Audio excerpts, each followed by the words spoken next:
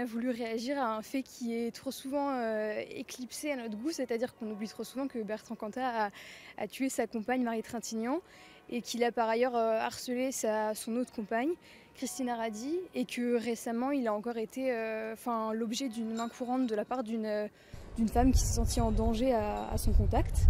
Et du coup on a voulu le rappeler et un petit peu questionner l'idée que on se rend au concert d'une personne qui a assassiné sa femme et qui fait du mal aux femmes de son entourage en fait. Qu'est-ce que vous espérez finalement avec ces affiches, avec cette lettre, avec les interrogations que ça peut susciter ? Déjà on aimerait bien que les gens soient au courant parce que c'est des faits qui sont très peu connus finalement ou qu'on a très vite oubliés.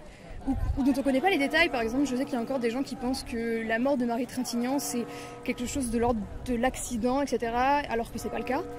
Et aussi, on aurait beaucoup aimé l'annulation parce qu'on aurait beaucoup aimé que envoyer un message à la personne concernée, à savoir Bertrand Cantat, parce que je veux dire, on peut s'attaquer aux fans, on peut les faire se questionner, mais on aimerait aussi que la personne concernée et coupable soit mise en difficulté, qu'elle ait plus de mal à se présenter sur scène, qu'elle gagne moins d'argent, qu'elle soit moins publicisée, et voilà.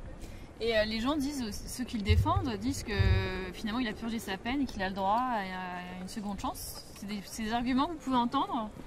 C'est des arguments que je peux entendre, mais je pense qu'on est au-delà de cette question de purger sa peine. En fait, on peut pas juste dire qu'on a passé tant et tant d'années en prison et que tout est derrière soi à partir du moment où on n'a pas vraiment présenté des excuses, où on continue en plus, c'est-à-dire que c'est pas quelqu'un qui a un jour déclaré regretter franchement, comprendre que son geste était un féminicide profondément machiste.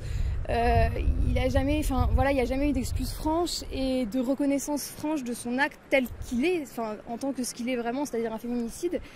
Et il n'y a jamais eu de changement de comportement d'après ce qu'on observe dans les années qui ont suivi sa libération. Donc on ne peut pas vraiment entendre cet argument. Ce serait un argument qu'on pourrait entendre s'il y avait eu des excuses, des changements de comportement qu'on pouvait constater, mais on ne les constate pas. Donc je vois pas trop pourquoi cet argument est mis en exergue. En fait, le problème pour lui, c'est que c'est un personnage public finalement, et c'est ça qui pose souci aujourd'hui, qui pose question. Moi personnellement, c'est ça qui me dérange parce que je veux dire, il aurait pu choisir de se réinsérer autrement, il aurait pu choisir un autre métier dans la musique, puisque ce qui lui plaît, c'est d'être musicien. Je pense qu'on peut faire autre chose que d'être chanteur et qu'être la principale star sur la scène. Je pense qu'il y a d'autres métiers qui sont à sa portée et oui, ça aurait été moins dérangeant à ce moment-là.